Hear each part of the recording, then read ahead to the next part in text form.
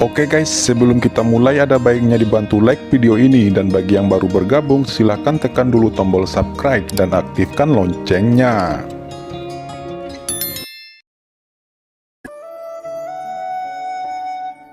Qin Chen berkata, "Gerakan Anda terlalu cepat. Saya tidak dapat mengetahui prinsipnya dan tidak dapat merespons tepat waktu." Qin Chen berkata sambil tersenyum. Master Huntian awalnya marah, namun pada saat ini dia tersenyum bangga, dan berkata, "Anda tidak perlu mengetahuinya, Anda hanya perlu mengontrol bendera formasi yang ditetapkan oleh orang tua ini." Qin Chen dan Fu Qiankun mencibir dalam hati mereka. Mereka melangkah maju dan mengendalikan hampir 10 bendera formasi yang ditempatkan oleh Master Huntian. Master Huntian menghela nafas lega. Kemudian, dia menganalisis formasi, dan tidak lagi memperhatikan Qin Chen dan Fu Qiankun. Fu Qiankun mengerutkan kening diam-diam. Qin Chen menyipitkan matanya dan senyum muncul di sudut mulutnya. Pola formasi diuraikan secara rahasia. Fu Qiankun tercengang. Meskipun dia tidak bisa melihat apa itu, pasti Qin Chen memiliki motif tersembunyi. "Tuan Huntian, biarkan aku membantumu," teriak Qin Chen terbang secara tiba-tiba. "Apa yang kamu tahu? Cepat kembali. Kendalikan bendera formasi itu, jangan membuat masalah apapun," jawab Master Huntian. Tapi Qin Chen tidak menunggunya untuk berbicara, dia sudah langsung bergerak. Kekuatan formasi tak terlihat menyebar, dan kemudian di bawah tatapan Master Huntian, sejumlah besar rune muncul di depannya. Mata Master Huntian tiba-tiba melebar. Dia bergumam, "Teknik pengambilan arai macam apa yang ditampilkan anak ini, itu lebih cepat dari yang kubayangkan." Dia sangat gembira, sekaligus membuang bendera formasi satu persatu. "Kamu tetap lanjutkan," teriaknya dengan tegas pada Qin Chen. Matanya berkedip dengan keserakahan. Dia berpikir, Qin Chen ini hanyalah kaisar bela diri puncak awal, tidak peduli seberapa kuat formasinya, paling-paling dia hanya akan menjadi penyihir formasi tingkat 9.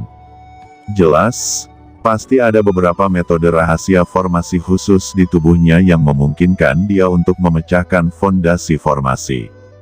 Jika metode rahasia ini diperolehnya, maka pencapaiannya dalam formasi pasti akan sangat meningkat. Pertama, gunakan orang ini dulu, karena leluhur telah berkata, jika ada kesempatan selama dalam perjalanan ini, dia diam-diam akan bertindak atas keluarga Ji. Pada saat itu, metode rahasia ini secara alami akan jatuh ke tangan saya. Di sisi lain, Tuan, apa yang harus kita lakukan sekarang? Orang-orang itu tampaknya akan memecahkan formasi 9 naga. Jika formasinya rusak, saya khawatir kita tidak akan bisa menahannya, ucap 4 Kaisar Gunung Tiandi. Saat berikutnya, 4 raksasa Wudi itu membubung ke langit, bergegas langsung menuju 3 Qin Chen. Keempat Kaisar Wu ini tahu bahwa kunci untuk menghancurkan formasi berada di bawah kendali 3 penyihir formasi. Dan mereka merasa bahwa basis kultivasi Qin Chen adalah yang terlemah. 2 dari mereka langsung ke Qin Chen, jelas bahwa mereka ingin menyelesaikan Qin Chen terlebih dahulu. Tidak baik, gumam Fu Qiankun. Pada saat kritis, Fu Qiankun mencoba memblokir. 2 kekuatan mengerikan bertabrakan, dan Fu Qiankun terbang terbalik ratusan meter, kemudian berusaha menstabilkan sosoknya. Mo Wensan memperhatikannya sepanjang waktu, dan tiba-tiba terkejut. Dia sudah sangat mengkhawatirkan Fu Qiankun, tetapi sekarang melihat kekuatan Fu Qiankun, hatinya tiba-tiba menjadi beku. Dapat dilihat bahwa Ji Kun dari keluarga Ji jelas merupakan raksasa kaisar bela diri tahap akhir, dan bahkan basis kultivasinya harus lebih tinggi daripada raksasa kaisar bela diri tahap akhir umum. Pada saat yang sama, tatapannya beralih ke Qin Chen. Untuk beberapa alasan, dia juga memiliki kewaspadaan yang tidak dapat dijelaskan terhadap Qin Chen. Pada saat ini, Kaisar Wu di Gunung Tiandi lainnya telah tiba di depan Qin Chen dan meledak dengan pukulan. Qin Chen meraung dan menggedor, dan saat berikutnya dia menyemburkan seteguk darah. Napasnya lemah, dan tubuhnya terluka parah. Kekuatan yang dia tunjukkan memang sangat kuat, Namun di tangan Wudi raksasa ini, dia bukanlah musuh sama sekali. Mo Wensan menarik napas dalam-dalam, dia juga mengaguminya. Perlu dicatat bahwa kultivasi Qin Chen hanyalah puncak tahap awal dari tahap ke-9, dan dia benar-benar dapat memblokir orang kuat Gunung Tiandi dari kematian. Ini sudah bisa menjelaskan banyak hal. Tidak heran dia selalu merasa bahwa orang ini sedikit istimewa. Kemudian Ji Hongchen tampak cemas, dan berteriak pada Mo Wensan, "Mo Wensan, apakah kamu tidak akan menyelamatkan orang?" Mo Wensan tersenyum pahit dan berkata, "Orang tua ini kelelahan, bagaimana saya bisa menyelamatkannya? Saya sendiri melawan formasi 4 naga pembunuh dan 2 raksasa Wudi sendirian." Kekuatan aturan berkumpul, Mo Wensan menembak salah satu kaisar Wu Gunung Tiandi. Wudi itu terluka parah, di bawah serangan Mo Wensan, dia tidak dapat melawan dan langsung meledak menjadi abu. 3 raksasa Wudi yang tersisa terlihat ketakutan. Melihat 3 Wudi yang tersisa, Mo Wensan menjulurkan tangan kirinya, tiba-tiba, 3 kaisar Wu itu terjebak. Mereka saling melirik, dan berkata, "Semuanya, sampai jumpa di kehidupan selanjutnya." Salah satu dari mereka tersenyum sedih, dan kemudian tubuh ketiganya meledakkan diri dalam sekejap. Mo Wensan terkejut, dan buru-buru membentuk perisai pertahanan. Beberapa murid keluarga Mo yang berada di dekat ledakan itu berteriak dan terpental jauh. Kerumunan bergetar, banyak orang muntah darah dan terluka parah. Di lain sisi, Qin Chen segera memasukkan beberapa anggota keluarga Ji ke dalam cakram giok alam semesta. Kali ini, banyak anggota keluarga Mo meledak secara langsung. Tidak ada yang bisa menggambarkan tragedi saat ini. Adapun keluarga Ji, di permukaan yang terlihat hanya Ji Hongchen, Ji Ruyu, Fu Qiankun dan Qin Chen yang tersisa, tetapi mereka semua terluka dan berdarah. Mo Wensan sangat marah dan berteriak, "Bunuh semua orang di Gunung Tiandi." Beberapa saat kemudian, Gunung Tiandi, tanah suci Kekaisaran Suanyuan telah hancur total. Mo Wensan melambai, dan segera, cincin penyimpanan yang tak terhitung jumlahnya berkumpul, dan dia langsung mengambilnya. Dia berkata, "Kalian, pergi dan kumpulkan semua harta di Gunung Tiandi. Jika ada yang masih hidup, bunuh mereka secara langsung." "Baik, leluhur," ucap 7 prajurit yang tersisa dari keluarga Mo. Ketika Ji Hongchen dan yang lainnya melihat ini, ekspresi mereka berubah dan mereka juga bergegas menuju Gunung Tiandi, tetapi Mo Wensan mencegahnya. "Mo Wensan, apa maksudmu?" tanya Ji Hongchen. Mo Wensan berkata, "Sekarang Ji Dewei tidak ada di sini, jadi apa yang bisa kamu lakukan?" Mo Wensan terlalu malas untuk berpura-pura, dan berkata kepada Master Huntian, "Huntian, aktifkan formasi segera." Master Huntian tertawa. Dia sudah lama tidak senang melihat Qin Chen dan Fu Qiankun. Master Huntian segera mendesak formasi, dan tiba-tiba langit dipenuhi awan, dan formasi yang mempesona memenuhi langit. Formasi 9 naga kembali diaktifkan. Melihat itu, Qin Chen mencibir di dalam hatinya. Fu Qiankun berkata, "Aku akan berurusan dengan Mo Wensan ini, saudara Qin, kamu berurusan dengan Master Huntian, sedangkan untuk kalian berdua, istirahat saja." Ucap Fu Qiankun tersenyum tipis. Fu Qiankun mengulurkan telapak tangannya. "Bagaimana ini mungkin?" ucap Mo Wensan terkejut. Dia sama sekali tidak bisa mempercayainya. Sedangkan Qin Chen menjarah seperti listrik dan bergegas langsung ke Master Huntian. Dia tidak bertindak pada Master Huntian terlebih dahulu, tetapi berupaya meraih manik-manik transparan. "Chen kecil, berhentilah bermain-main. Jika Anda ingin menunggu penguasa Gunung Tiandi kembali, kita semua akan berada dalam masalah." Bisik Ji Ruyu buru-buru berkomunikasi dengan Qin Chen. "Tunggu sebentar, itu akan baik-baik saja," jawab Qin Chen tersenyum tipis, dan pedang karat misterius langsung keluar. Dia menebas ke arah Master Huntian dan langsung melukai dadanya. "Kamu siapa? Bagaimana mungkin kamu bisa begitu kuat?" teriak Master Huntian ketakutan. Master Hun Tian tiba-tiba menemukan bahwa hubungan antara dirinya dengan manik-manik transparan telah menghilang. Qin Chen tersenyum sedikit, dia memobilisasi bendera formasi.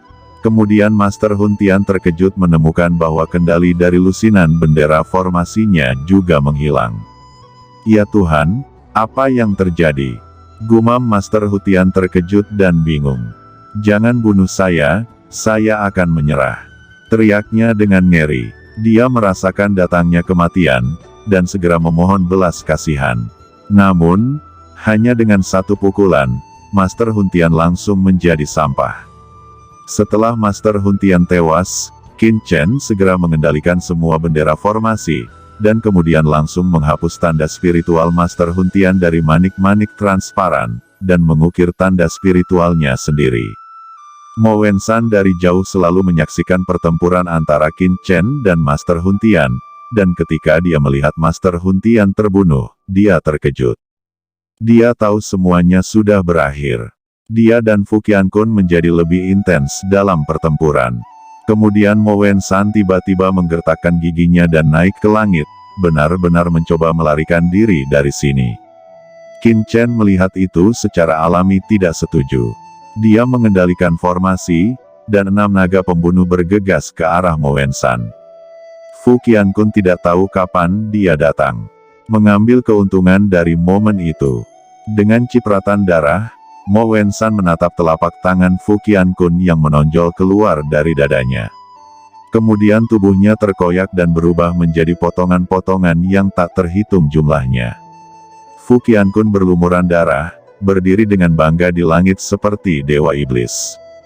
Di bawah, Kaisar bela diri yang tersisa dari keluarga Mo meraung.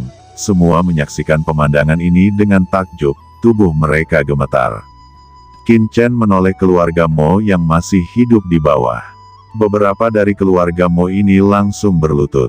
Qin Chen tidak akan membiarkan mereka hidup, agar tidak menimbulkan masalah di masa depan. Chen kecil, apa yang harus kita lakukan sekarang?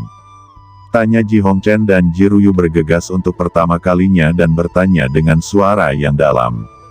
Saat ini di atas langit, 2 sosok masih bertarung. Kedua orang ini secara alami adalah Ji Dewei, tetua dari keluarga Ji, dan penguasa Gunung Tiandi.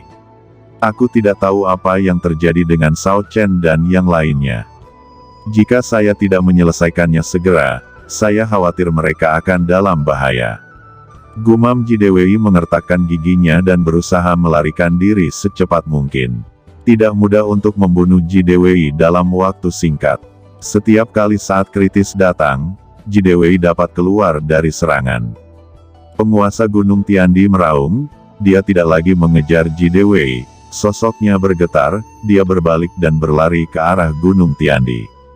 Lebih dari setengah jam kemudian, dia kembali ke Gunung Tiandi dan melihat pemandangan Gunung Tiandi yang berantakan.